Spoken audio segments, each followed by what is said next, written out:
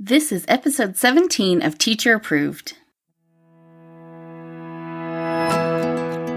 You're listening to Teacher Approved, the podcast helping educators elevate what matters and simplify the rest. I'm Heidi. And I'm Emily. We're the creators behind Second Story Window, where we give research-based and teacher-approved strategies that make teaching less stressful and more effective. You can check out the show notes and resources from each episode at secondstorywindow.net. We're so glad you're tuning in today. Let's get to the show. Hey there, thanks for joining us today. In today's episode, we're diving into the topic of spelling instruction, and we'll share a teacher-approved tip for keeping track of small sets of cards in your classroom. We start our episodes with a morning message, just like we used to do at morning meeting in our classrooms. This week's morning message is, tell us how long you've been teaching without telling us how long you've been teaching. So Heidi, show us. How about this? My listening center was on cassette tape when I first started. And then I would use my Scholastic bonus points every month to get new books on tape. That was the best way to build the library, was with the bonus points. How about you, Em?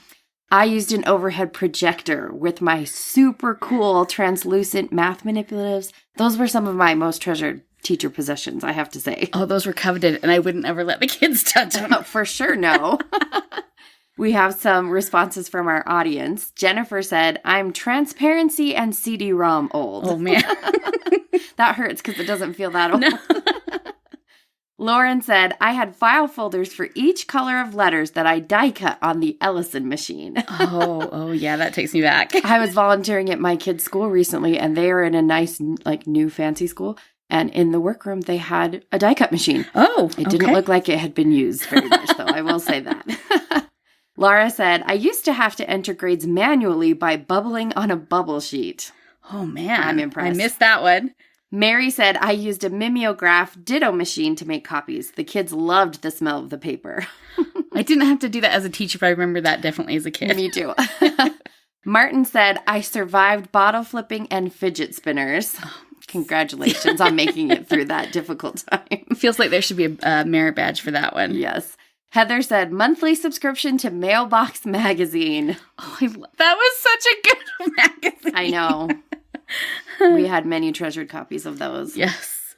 And lastly, Steve said, I use chalk on a chalkboard, which automatically dates you a lot.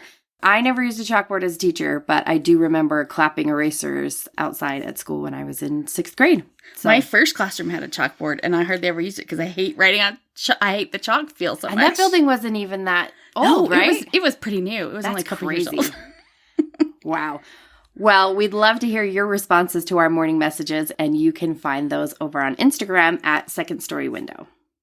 As a new teacher, I tried lots of different approaches to spelling, but I couldn't find anything that I felt actually taught kids to be better spellers. But I had a list of what I wanted.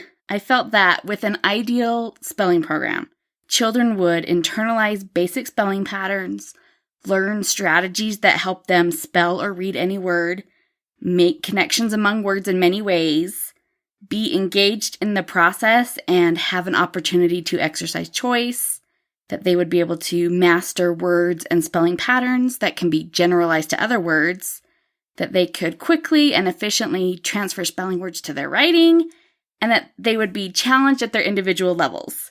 Kind of sounds like a unicorn. And I really don't know if such an ideal spelling program is possible. But we think we've gotten pretty close with what we call chunk spelling. Isn't it such a catchy name? Even typing it when we were making these notes, I was like, oh. Why did we do that? No. But we did, so. And that's because chunk spelling is exactly what it sounds like. We focus on a chunk or a word family for the whole week. But it's not just me handing out a list of word family words. The effectiveness of chunk spelling comes from having the kids generate the words they'll be studying. Why don't you break it down a little bit, Emily? So to start, we have students begin working on developing a word list independently. So we give each student a small strip of paper with the week's chunk on it and a sheet of paper in 3 columns. Or they can just use a page in their notebook, which is what we trained our kids to do, how to divide their page into 3 columns. And then they also have a sheet we call a soundboard. So on one side of the soundboard, there's all the possible consonants. And then on the other side, there's the beginning digraphs and blends. Then the students start by placing the chunk next to the first consonant, B. So if our chunk this week is in, we'd have made the word bin. If students recognize that word, they write it in the first column of their paper. They continue down the soundboard, pairing the chunk and the consonants to see what words they can make. For in, they'd have bin, fin, pin, tin. You get the idea. So we call the words that start with one consonant our little words. And those all go in the first column. Then they flip the soundboard over and they start on the list of medium words. Those words begin with a blend or a digraph. For the word chunk in, these words would be words like chin, grin, and thin. And then they list those words in the middle column of their paper. At the beginning of the year, you'll want to take the time to model this process for them, and then try a few weeks where you do it all together. And then they should be ready to complete the process on their own with some support from you. After using the soundboard with the suggested beginning letters, then comes the challenge of big words. And big words are where the magic happens. For in, we'd have words like print and window, but not train or making that have in the spelling, because in those words, the in pattern doesn't make our target sound of in. It can be kind of a tricky distinction for kids to get. Second graders are supposed to work with compound words, prefixes, and suffixes. Chunk spelling gives them a real-life reason to do so. So we can talk about turning instant into instantly and win into winning. Once the kids have had a chance to make a good start on their word lists, we switch to generating a whole class list. I post a giant chart paper with the header, "If you can spell pin and grin, you can spell," and then there's just a bunch of blanks with the in chunk listed in the 3 columns. The kids give their suggestions for words and we fill it out together a column at a time. This part of the process is so important because it gives the opportunity for students to be introduced to new words they may not have encountered yet. As a teacher, you get to see what words your kids know, and then you get an opportunity to clear up any misconceptions. For example, you may have a student that suggests a word that sounds right, but isn't actually spelled with this week's chunk. That becomes a big problem when you're working on those long vowel patterns. Yes. That can be spelled so many different ways. Or they may have a word that is spelled right, but is pronounced a different way. These opportunities to dive into the nuances of spelling different words just comes up naturally in this method. At the beginning of the year, you'll want to take the time to model this process and then try a few weeks where you do it all together. But then they should be ready to complete the process on their own, just with some support from you. Now, there's a reason why we're talking about spelling in the middle of summer, if you're listening to this right after it airs. If you want to do chunk spelling next year, one thing you can do this summer is to prep all your charts and word chunk cards ahead of time. If you don't want to deal with weekly charts, you can easily project them from the computer, but we like having the chart posted all week for reference. If you need or want to do a weekly spelling list for the kids to practice, the completed charts can be used to generate that weekly list. We did it where the kids choose all 10 of their own words, so each child has a totally unique list. But this is a very flexible system. I've heard of teachers working as a class to choose 5 words for everyone to put on their lists, and then the kids chose 5 words of their own. Some teachers work as a class to make one list that everyone uses. That still provides the element of choice, even if it's not completely individualized. If you have to use words from a certain program, you could make part of the list from the required words and part from the class chunk list. There's just a lot of ways to make it meaningful for your little spellers. We focused on 10 words each week because if the kids are working at an appropriate level of difficulty, 10 words is plenty. We sometimes, maybe frequently, get questions from teachers who feel like 10 is too few. A lot of times if you're looking for published spelling lists, you'll see something like 10 main words, 5 challenge words, and then 5 bonus words or something similar to that. But is that really pushing kids to be better spellers, or is it just giving them busy work?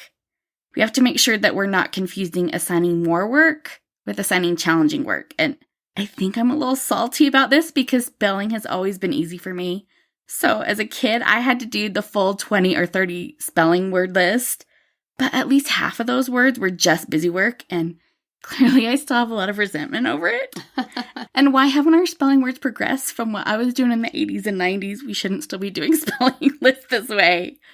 Our students practiced their words all week, and then we did have that traditional Friday spelling test. Because our kids all had individual lists, we trained them to give each other spelling tests. And it took about 6 weeks till we had them fully trained. So it definitely takes some work to get up and running. Partially because you're only practicing it once a week, so it's not a skill you can practice every day. However, you can easily continue with whole class tests if that works better for you. Because the goal is for kids to spell that week's chunk correctly, you could decide the minimum that you expect every kid to master. Perhaps it's the 10 easiest words, and then test everyone on those. Or you could give more challenging words with the expectation that everyone should at least spell the chunk correctly, even if they don't know the whole word. But I wouldn't recommend doing a whole class test of only big words because developing spellers can't always hear the chunk in a multisyllable word.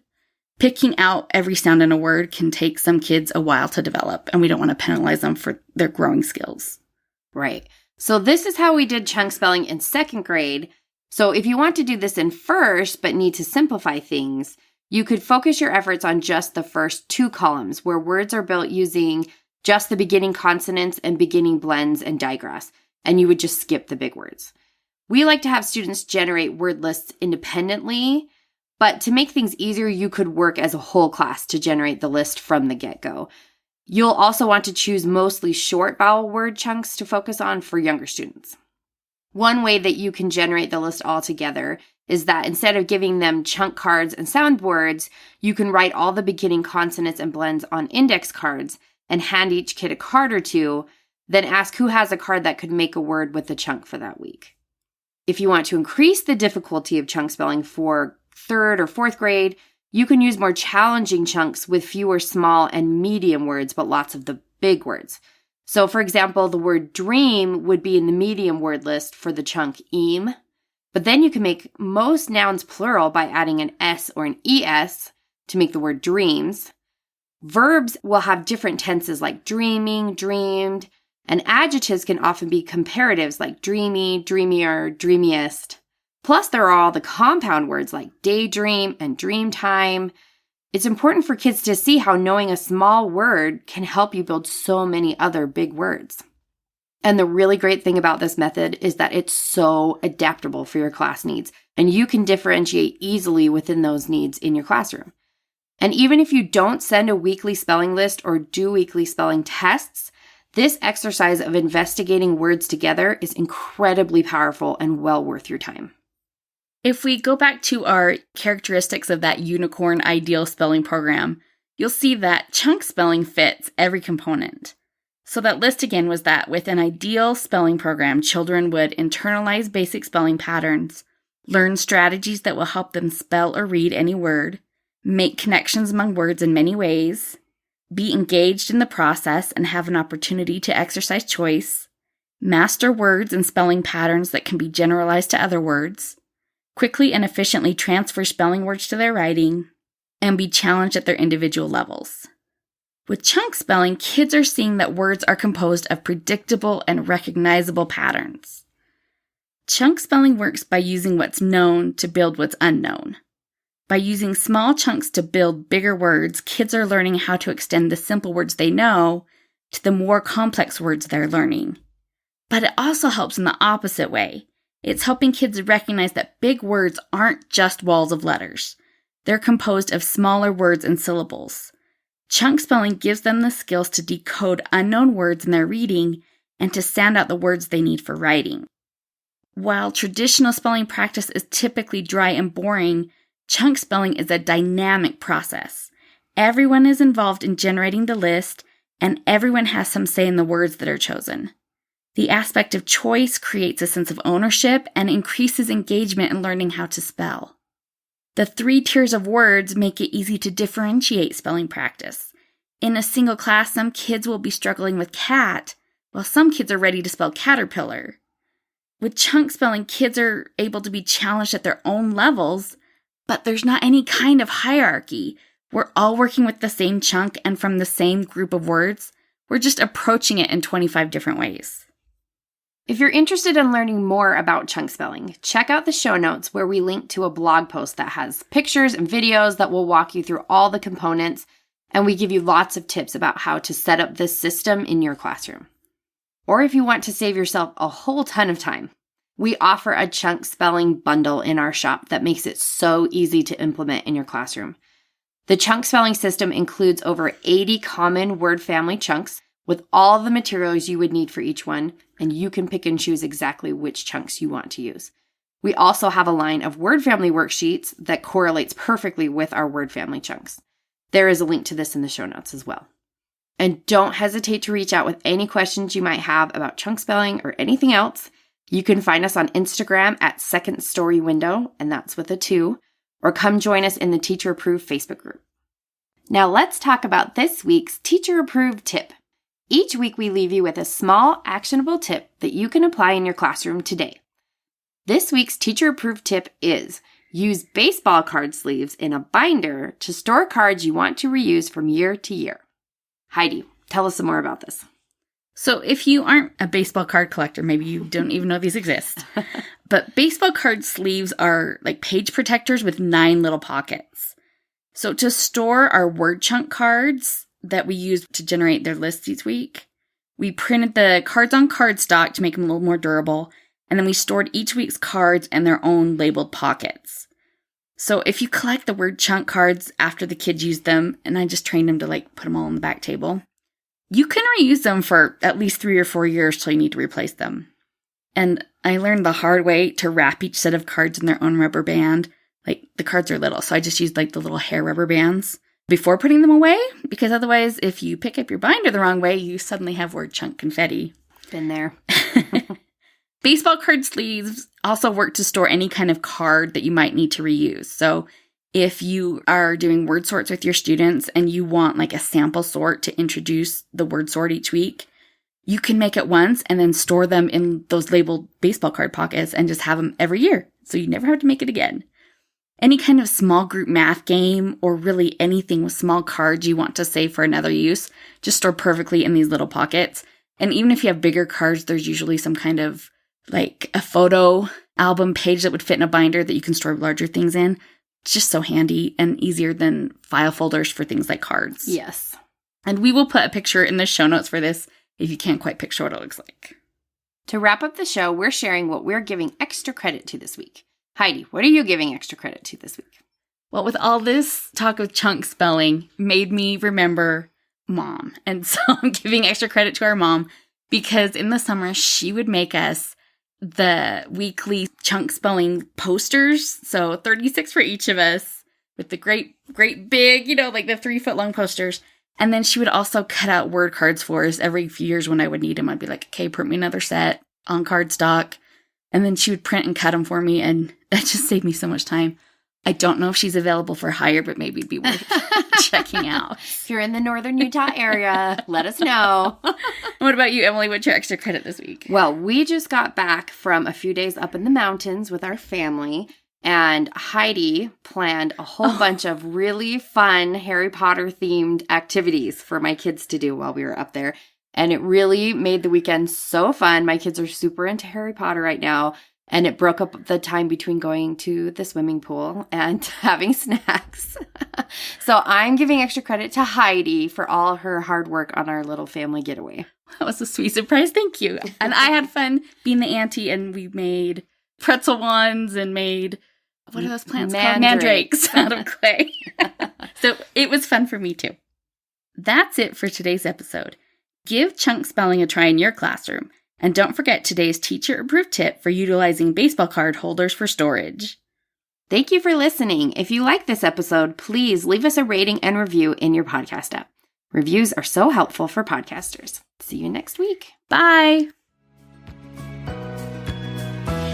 We hope you enjoyed this episode of Teacher Approved. I'm Heidi. And I'm Emily. Thank you for listening. Be sure to follow or subscribe in your podcast app so that you never miss an episode. You can connect with us and other teachers in the Teacher Approved Facebook group. We'll see you here next week.